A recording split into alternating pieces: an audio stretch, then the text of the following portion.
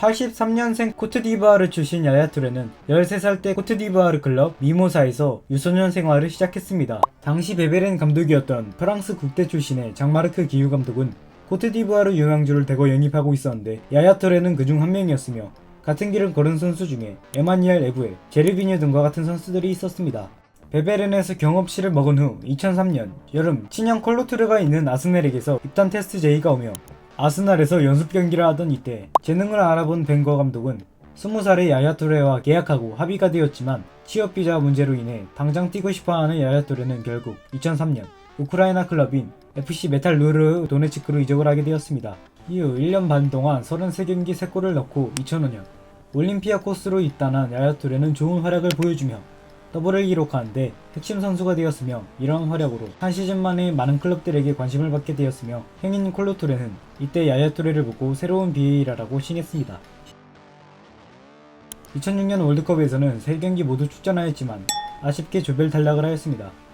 이후 AS 모나코로 이적한 야야 투레는 팀이 강등권까지 가는 등 상황이 좋지 않았으나 후반기부터 야야 투레가 5골을 넣는 등 미드진에서 영향력을 보여주며 강등권을 탈출하는데 뛰어난 활약을 보여주었습니다. 이후 많은 클럽들에게 관심을 받아 스페인 바르셀로나에게서 오퍼를 받게 되어 2007년 1000만 유로의 이적료로 FC 바르셀로나로 이적하게 됩니다.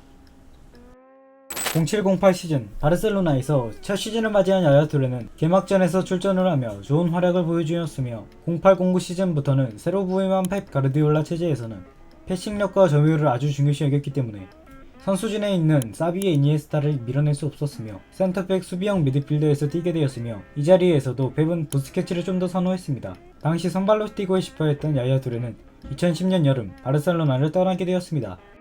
2010년 남아공 월드컵에서도 3경기 모두 출전해 북한을 상대로 선제골을 기록해 3대0 승리를 거두었지만 조별 탈락으로 마치고 2010-11 시즌 맨체스터 시티와 2,400만 파운드의 이적료로 5년 계약을 맺게 된 야야 투레는 단숨에 주변 자리를 꿰차면서 뛰어난 활약을 보여주었고 야야 투레는 바르셀로나 때와는 다르게 공격적으로 스타일이 바뀌면서 가레스 베일, 나이젤 데용과 함께 미드필더진을 꾸린 맨시티는 리그 3위, 야야 투레의 결승골로 FA컵 우승을 차지하며 35년 만에 메이저 트로피 우승, 42년 만에 FA컵 우승을 차지하게 되었습니다. 이때 야야 투레의 성적은 50경기 12골 6도움 11-12 시즌 맨시티 미드필더진에서 대체 불가한 자원이 되면서 야야 투레는 스토크 시티전에서는 단일 경기 최다 패스 시도, 최다 패스 성공으로 기록을 경신하기도 했으며 2011년 아프리카 올해의 선수로 선정되기도 하는 등 인상적인 한 해를 보냈음을 알 수 있었습니다.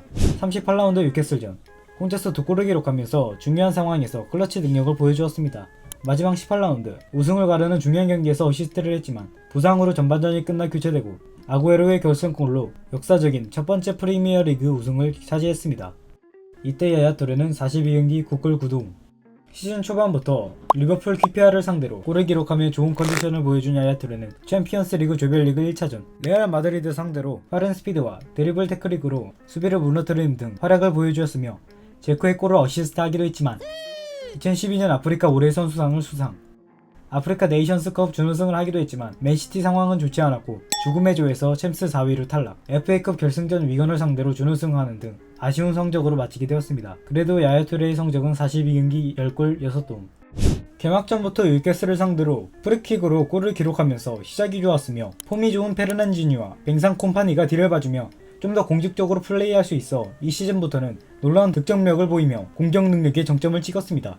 리그컵 결승전 썬덜랜드로 상대로 지고했던 와중 믿을 수 없는 골을 기록하면서 우승에 기여했으며 이러한 퍼포먼스는 리그에서도 계속되었으며 37라운드 아스톤 빌라를 상대로 리그 20골을 달성하면서 팀 내 리그 득점 1위, 미드필더로서 20골을 넣은 건 프리미어 출범 이후 두 번째 기록을 세웠습니다.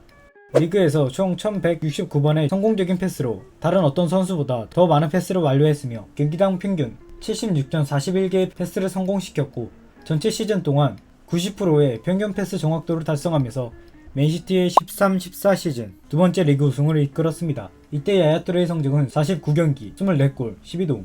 2014년 브라질 월드컵에서 3경기 선발 출전, 조별 탈락으로 마지막 월드컵을 마쳤습니다. 저번 시즌과 놀라운 활약을 보여주나 했으나 투레의 노쇠화가 본격적으로 진행되며 득점력은커녕 욕바지가 되었습니다. 예전 같은 폼이 아닌지라 후반기는 좀 더 나아진 모습을 보여주어 아프리카 네이션스컵에서 우승을 차지하기도 했으며 영원히 중원에서의 존재감은 무시 못하며 리그 2위로 시즌을 마쳤습니다. 리그 초반에는 나은 모습을 보여주기도 하였지만 장점이 노쇠화로 인해 떨어지고 좋지 않은 경기력을 보여주었습니다. 바르셀로나 시절부터 사이가 좋지 않았던 펩 가르디올라가 맨시티로 오게 되면서 이적을 가게 될 거라고 했지만 인테르와 이적 협상이 잘 안되면서 잘라가게 되었습니다. 시즌 초반부터 개막전 선발 제외 등 챔스 원정 스쿼드에 포함이 안되기도 하였지만 11월 공식적으로 펩에게 사과를 하고 수비형 미들필더 자리로 내려와서 경기를 뛰게 되었으며 여전한 패스 센스와 축구 지능으로 좋은 활약을 보여주었습니다. 나이로 인해 체력 문제로 많이 경기를 못 나가고 있었으며 간간히 컵대회에서 출전하였습니다. 2018년 초 맨시티와 결별이 확정이 나고 31라운드 브라이튼전을 상대로 주장 완장을 차고 선발 출전을 하며 마지막 경기를 치렀습니다.